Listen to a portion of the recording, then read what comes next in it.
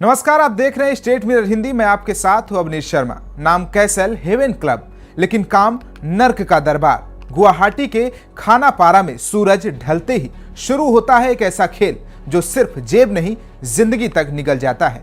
यहाँ करोड़ों की बोली लगती है, चेहरे ढके होते हैं और सवाल यह है कि क्या इस शहर में कानून सिर्फ कमजोरों के लिए है?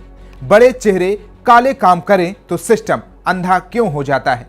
और सबसे बड़ा सवाल, क्या गुवाहाटी का भविष्य कैसल हेवन क्लब की मेज पर दांव पर लगा है, या फिर कोई ऊपर तक इस जुए की मशीन को चला रहा है? देखिए हमारी खास रिपोर्ट।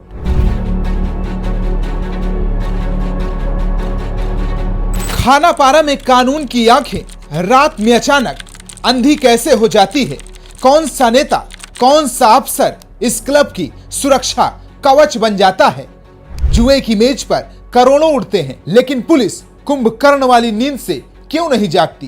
क्या वाकई इस क्लब के सामने पूरा सिस्टम घुटने टेक चुका है? राहुल जसारा सारिया कौन है? किसके हरी झंडी पर फल फूल रहा है? करोड़ों की बोली लगती है, लेकिन पुलिस की जुबान पर ताला क्यों? असम एक शहर, बाहर से शांत, संस्कृति अपनी विरासत को सीने से लगाए बैठा है, लेकिन इसी शहर की रातों में एक अंधेरा पल रहा है।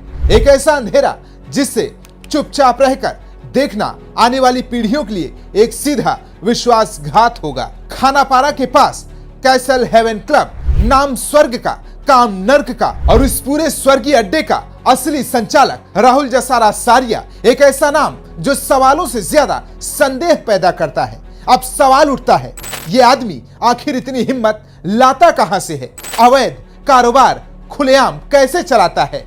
कौन इसका गॉडफादर है? और प्रशासन इतना शांत क्यों है?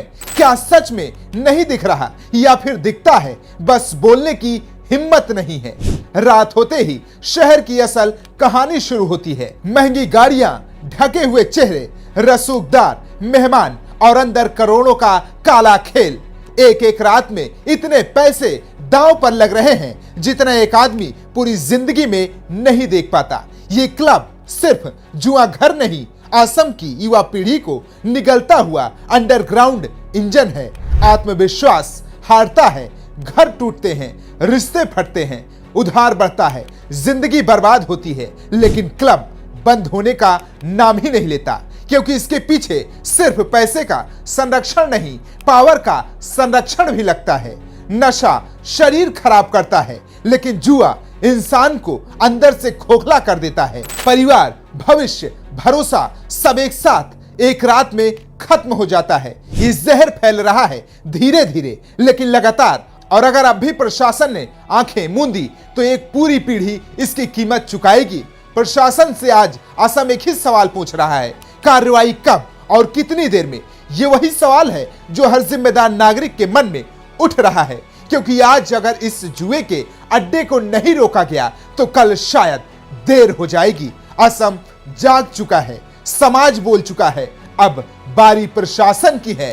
कानून को साबित करना होगा कि वो किसी अपराधी से डरता नहीं। ये लड़ाई सिर्फ एक अवैध क्लब की नहीं है, ये लड़ाई है असम की आने वाली पीढ़ी के भविष्य की सुरक्षा की।